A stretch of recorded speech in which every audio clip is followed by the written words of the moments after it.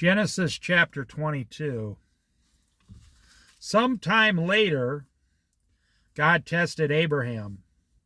He said to him, "Abraham." "Here I am," he replied. Then God said, "Take your son, your only son, whom you love,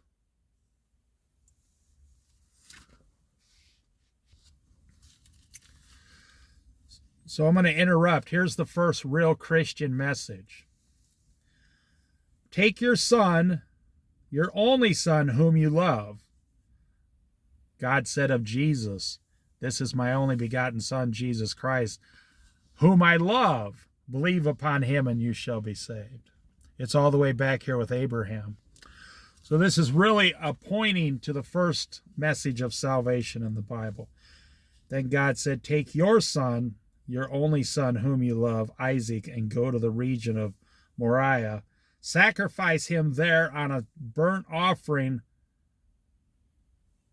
on a mountain I will show you."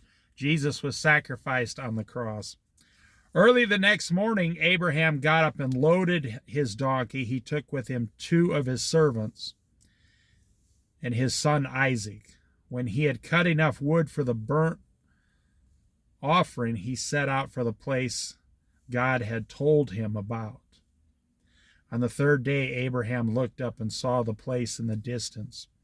He said to his servants, "Stay here with the donkey while I and the boy go over there. We will worship and then we will come back to you." He already believed he was coming back with his son. Abraham took the wood and the burnt offering and placed it on his son Isaac. And he himself carried the fire and the knife. As the 2 of them went on together, Isaac spoke up and said to his father Abraham, "Father." "Yes, my son," Abraham replied.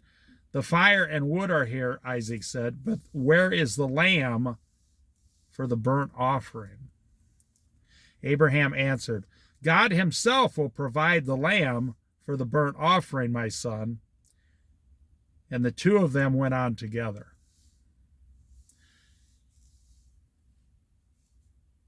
Now God did provide the lamb, Jesus Christ. When they reached the place God had told him about, Abraham built an altar there and arranged the wood on it.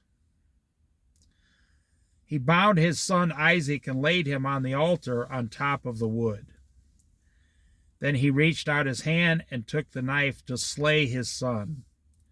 But the angel of the Lord called out to him from heaven, "Abraham, Abraham." "Here I am," he replied. "Do not lay a hand on the boy," he said. "Do not do anything to him. Now I know that you fear God, because you have not withheld from me your son, your only son." Abraham looked up, and there in the thicket he saw a ram caught by its horns. He went over and took the ram and sacrificed it as a burnt offering instead of his son. So Abraham called that place, "The Lord will provide."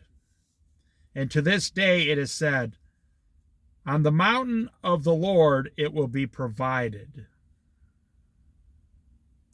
The angel of the Lord called to Abraham from heaven a second time and said, "I swear by myself, declares the Lord, that because you have done this and have not withheld your son, your only son, I will surely bless you and make your descendants as numerous as the stars in the sky